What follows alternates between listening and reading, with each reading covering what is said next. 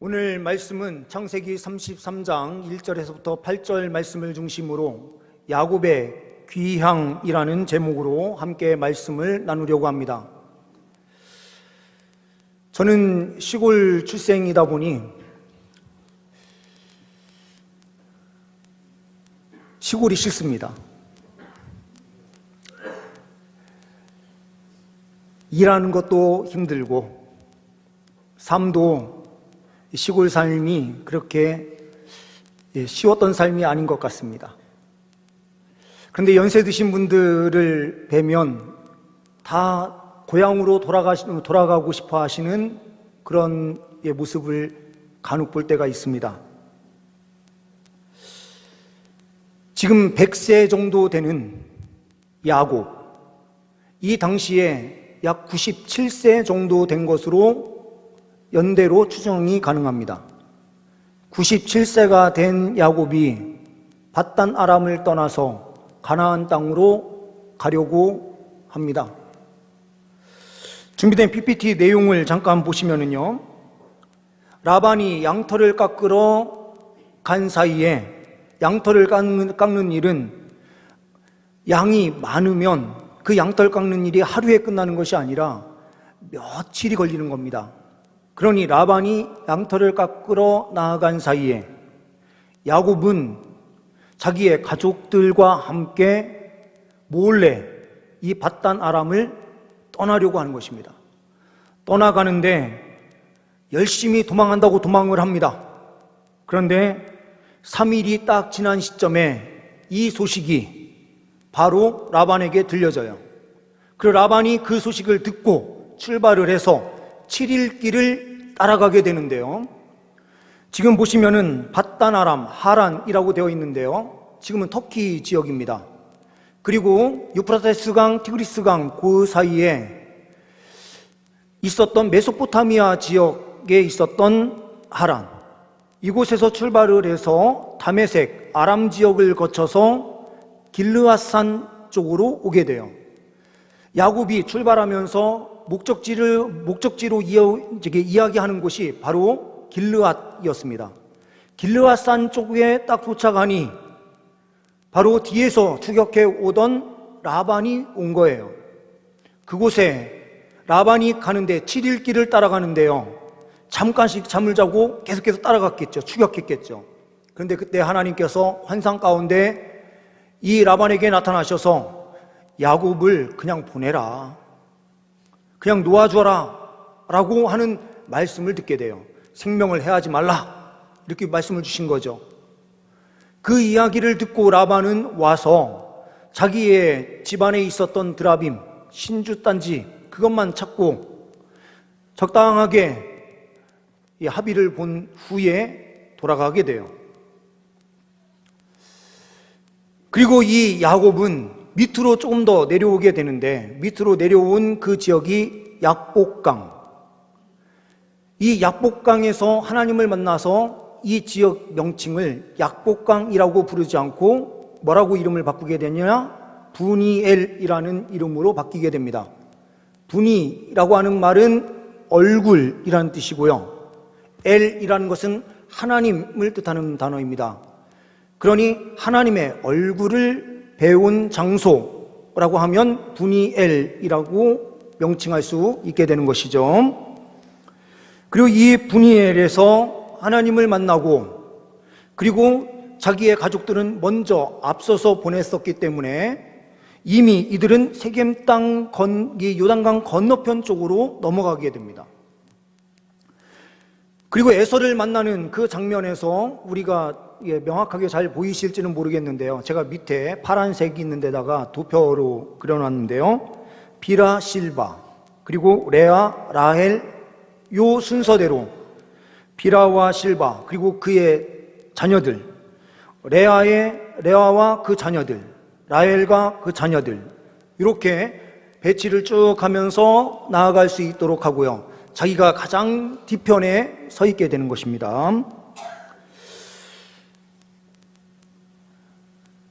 내려주셔도 좋습니다.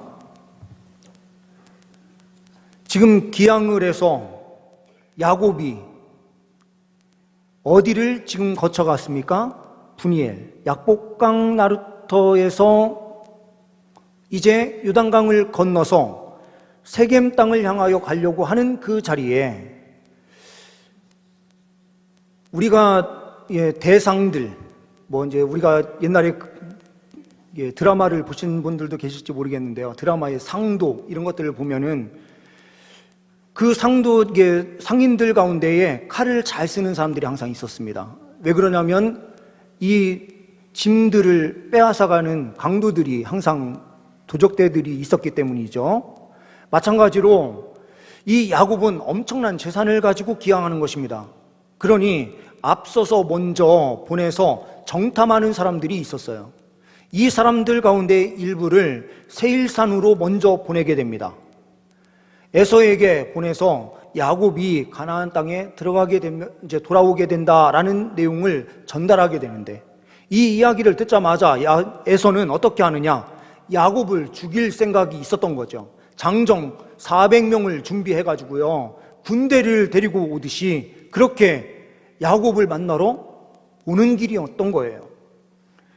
이 야곱의 밧단 아람의 생활, 외지 생활도 참 힘들었어요. 에서인 자기 형을 속이고 장자의 권한을 가졌을 뿐만 아니라 자기 아버지 이삭에게부터 축복을 다 받아서 이 야곱은 엄청난 하나님의 놀라운 은혜를 누리게 된 사람이에요. 그런데 문제는 무엇입니까? 그 과정에서 사람을 속인 거죠. 이 속인 삶이 편한 삶이 아닙니다. 혹시라도요, 우리 성도님들 가운데 좀 속이고 사기를 당해서 어려움 가운데 있는 분들, 하나님께서요 다 심판하십니다. 이 야곱도요, 하나님의 복을 다 축복을 받아서 떠나긴 했는데요, 그곳에서 야곱보다 더한 사람을 만나요. 라반. 이 라반이 품삯을 몇 번이나 속입니까? 10번이나 속여요. 그러니요, 사기꾼은 다시 사기로 반드시 망하게 되어 있습니다. 혹시라도 우리 성도님들 가운데 사기 당해서, 어려움 당해서 저 사람 어떻게 하나 하면서 마음 끓이고 계신 분들 계신다면 그 마음 다 내려놓으시기 바랍니다. 하나님께서 대신 다 갚아주십니다. 이런 상황에서 하나님께서 놀라운 은혜를 야곱에게 또한 허락해 주셨는데요, 하나님의 복이 임했는데 가나안 땅에 돌아가려고 하니 이제 가장 걱정되는 건 무엇입니까? 재산의 문제가 아니에요. 생명의 문제였던 거예요. 그래서 오는 그 길에 가족들을 먼저 요단강을 다 건너가게 한 후에 자기 자신은 홀로 남아서 하나님 앞에 엎드려 기도하기 시작하는 거죠. 오늘 본문 말씀은 야곱이 기항하는 과정에서 어떠한 태도로 나아갔는지 보게 해요. 첫 번째로 보게 되는 것은 겸손이 있는 기항이었다라는 겁니다. 3절 말씀을 보게 되면 자기는 그들 앞에서 나아가되 몸을 7번 땅에 굽히며 그의 형 에서에게 가까이 가니라고 되어 있어요. 몸을 7번 땅에 굽힙니다. 이것을 어떤 분은 이렇게 해석하더라고요. 오체투지와 같이 완전히 땅바닥에 완전히 엎드려가지고요, 땅의 얼굴이 완전히 땅에 닿게 한 경배였다. 그러므로 자기 자신을 철저하게 낮추는 그러한 엎드림이었다라고 표현을 해요. 야곱이 자기 형 에서를 만나기 위하여 어떻게 하고 있습니까? 완전히 엎드려요. 시골 마을로, 시골에서 보게 되면은요, 추석 때가 되고 설 명절이 되면 바깥에 나갔던 분들이 돌아오거든요.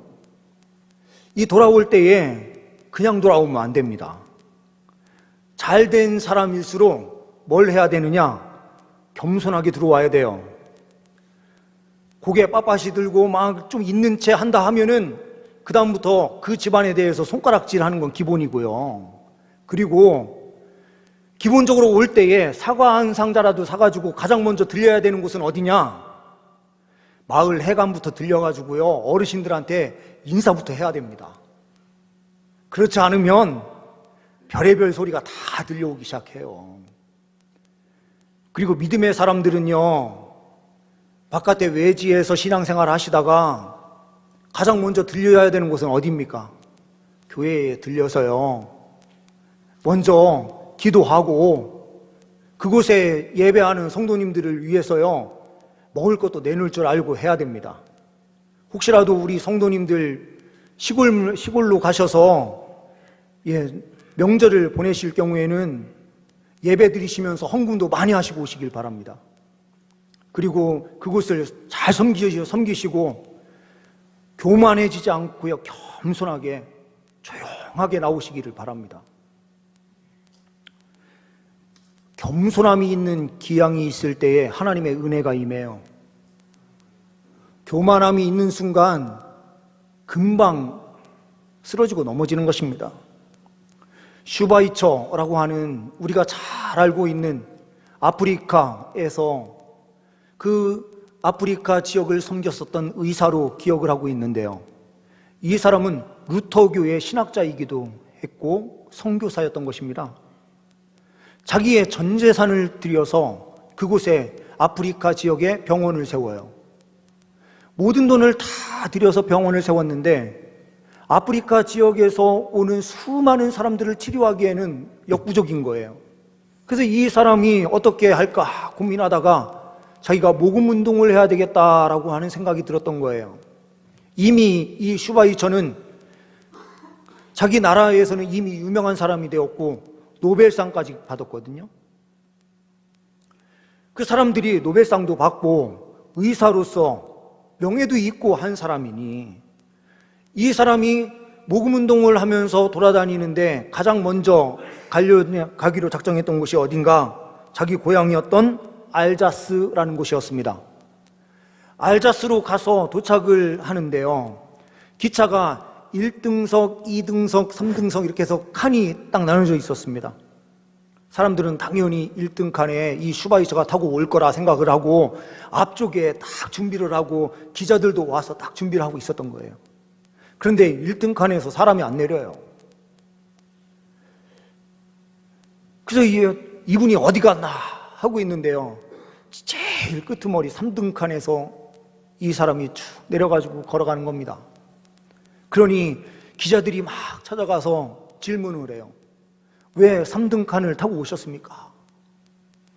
그랬더니 이분이 이렇게 답변을 합니다. 4등 칸이 없어서 3등 칸을 타고 왔습니다. 이 소식이 신문지상에 다 나오게 되니 사람들이 어떻게 생각합니까? 이렇게 겸손하게 섬길 수 있는 사람이라고 한다면 우리가 많은 돈을 이 사람에게 후원을 해줘도 되겠다라는 생각이 들게 된 거죠.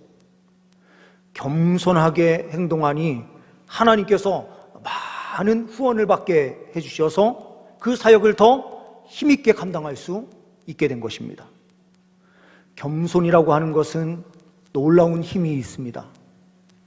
우리도 늘 항상 겸손함으로 하나님 앞에 나아갈 때에 놀라운 은혜가 있게 되는 줄 믿습니다. 두 번째로는 화해가 있는 귀향이었습니다. 4절 말씀을 보게 되면 에서가 달려와서 그를 맞이하여 안고 목을 어금맞추어 그와 입맞추고 서로 우니라. 에서는 어떻게 행동하고 있는가? 이렇게요, 달려와서 맞이해서 안고요, 목을 어금맞힌 다음에 입을 맞추고요, 서로 울었다라고 하는 것은 형제로 받아들였다는 뜻이에요. 야곱은 어떻게 접근을 했습니까? 완전히 종이 된 것처럼 겸손하게 엎드렸어요. 그런데 형 에서는 어떤 모습으로 받아들여요? 형제처럼요. 이것은 화해가 이루어졌다는 뜻이죠. 에서도 야곱을 죽이려고 왔는데 에서를 용서하게 됐다는 뜻이에요. 그러면서 창세기 33장 10절 우리가 읽지는 않았는데요. 10절 말씀을 우리 함께 읽어보도록 하겠습니다. 다 같이요. 10절 말씀입니다. 야곱이 이르되 그렇지 아니하니이다. 내가 형님의 눈앞에서 은혜를 입었사오면 청하건대 내 손에서 이 예물을 받으소서. 내가 형님의 얼굴을 배운즉 하나님의 얼굴을 본 것 같사오며 형님도 나를 기뻐하심이니이다. 아멘. 여기에서 보시면 내가 형님의 얼굴을 배운즉 누구를 배우는 것 같다고요? 하나님의 얼굴을 본 것 같사오며 이렇게 표현하고 있어요.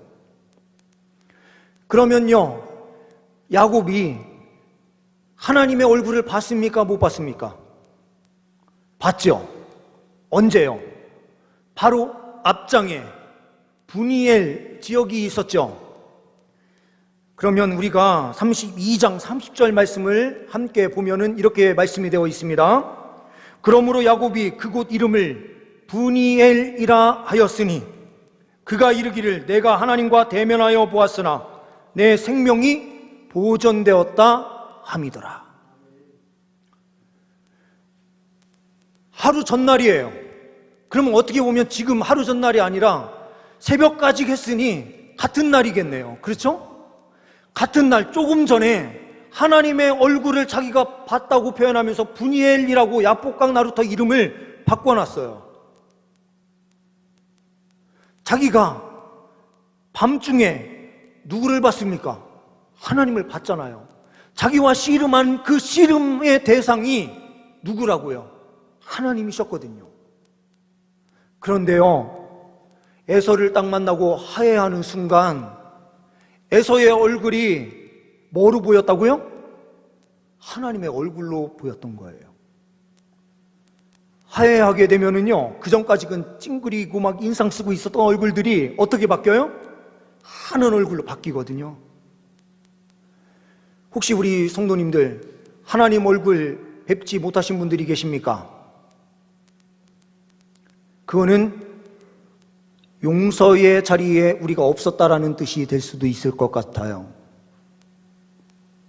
한 여인이 수첩에 항상 지갑에 자기 남편 사진을 다 껴가지고 다녔어요. 친구들이 이유를 물어요. 그때 이 여인은 이렇게 답변을 합니다.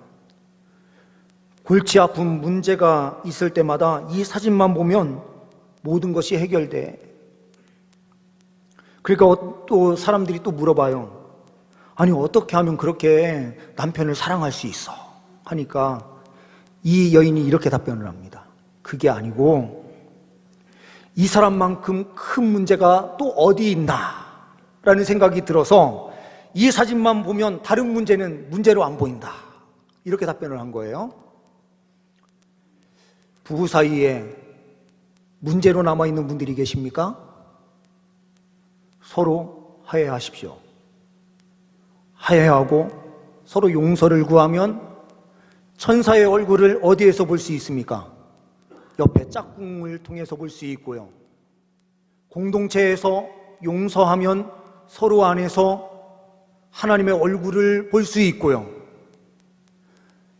직장에서 우리가 용서하게 되면 그 안에서 하나님의 얼굴을 볼 수 있는 거예요. 이 은혜가 우리 공동체 위에 있기를 간절히 소망합니다. 우리 성도님들이 가는 곳곳에 이러한 역사가 펼쳐질 수 있기를 소망합니다. 세 번째로는 은혜가 있는 기향이었습니다. 8절에 보시게 되면 에서가 또 이르되 내가 만난 바 이 모든 때는 무슨 까닭이냐? 야곱이 이르되 내 주께 은혜를 입으려 함이니이다. 야곱이요, 용서를 구할 때 그냥 용서를 구한 게 아니라 어떻게 했습니까? 자기의 재산인 많은 동물들, 가축들을 먼저 선물, 예물로 준비를 해서 간 거예요. 용서는 말로만 하는 게 아니고 어떻게 해야 됩니까? 진심으로 사과할 뿐만 아니고요, 그의 보상도 함께 해줘야 되는 거예요. 그런데 이미 하나님께서는요, 에서의 마음을 움직이셔서 야곱을 용서하게 만드셨어요. 이거는 예물 때문이 아니었습니다. 주는 선물 때문이 아니었어요. 우리가 읽지는 않았지만 한 장 앞에 있는 32장 31절 말씀을 보게 되면 이렇게 말씀을 하고 있습니다. 31절 말씀에 그가 분이엘을 지날 때에 해가 돋았고 그의 허벅다리로 말미암아 절었더라. 허벅다리가요 위골됐습니다. 탈골된 거예요. 그래서 이 야곱은 제대로 걸을 수가 없었는데요, 이렇게 걸을 수 없게 된 이유가 무엇이죠? 밤새도록 하나님과 씨름했잖아요. 이 씨름은 호세아 말씀을 보게 되면 하나님 앞에 간구한 거예요. 기도예요. 기도의 자리에서요 하나님 앞에 간절히 기도했는데 하나님께서 어떻게 응답하십니까? 아니, 하나님 앞에 기도하면은요 이 탈골됐던 이 뼈도 들어맞아가지고 다 치료되고 회복돼야 되는데 이거는 기도했더니 거꾸로 돼버린 거예요. 어떻게 해요? 반대로 탈골돼가지고요 제대로 걸을 수 없는 상황이 돼버렸어요. 장애를 갖게 됐어요. 아니, 이러면은 기도는 하나만하다 이렇게 생각할지 모르잖아요. 그렇죠? 그런데요 이 방법을 통해서 하나님께서 응답하십니다. 어떻게 해요? 야곱의 마지막 모습을 본 에서는 언제였습니까? 20년 전이었어요. 20년 전에 야곱이요 집을 떠날 때는 어떻게 떠났습니까? 그는 집안에만 있으면서 엄마의 치마폭에서 살던 사람 아니에요? 그러니 얼굴 피부가 얼마나 여성 피부처럼 그렇게 됐었는지, 아기 피부처럼 그렇게 됐었는지는 모르겠어요.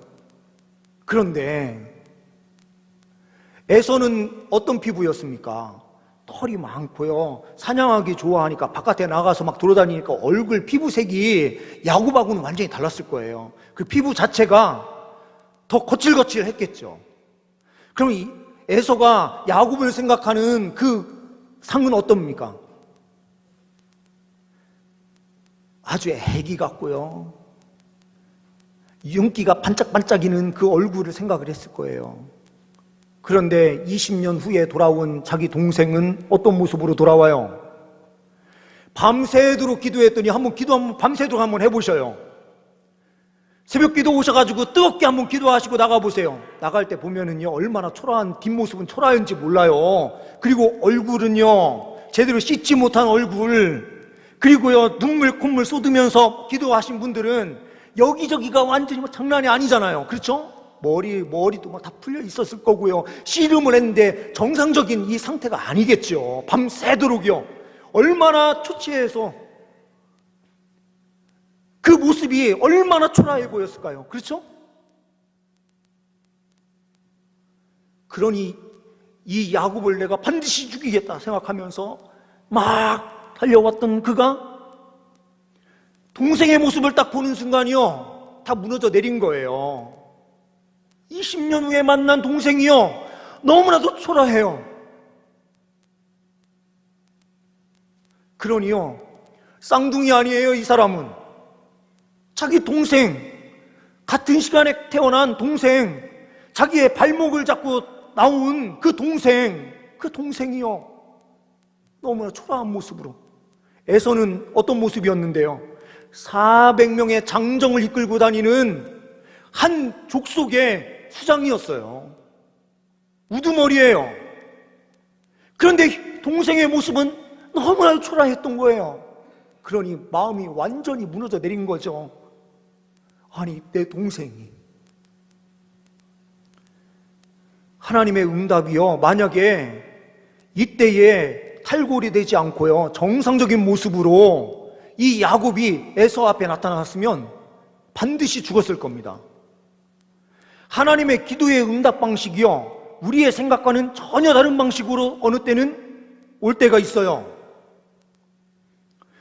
하나님 다 치료해 주시고 회복시켜 주세요 기도했는데요 회복이 안 되고 더 초라한 모습이 될 때가 있고요 응답의 방법이 전혀 반대 방향으로 응답이 될 때가 있어요. 그러면 우리는 완전히 무너져 내리잖아요.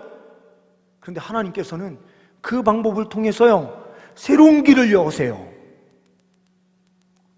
야곱이 살 수 있는 길이 열렸고요, 하나님의 은혜를 입는 길이 됐어요. 우리 성도님들 삶에 하나님께서 다른 방법으로 응답하실 때가 있으실 거예요. 그때에도 믿음 가지고요, 끝까지 가나안 땅을 향해 나아가면 하나님께서요, 은혜의 역사를 베풀어 주세요. 하나님께서 응답하신 그 방법이 최고의 방법이에요. 완벽한 방법이에요.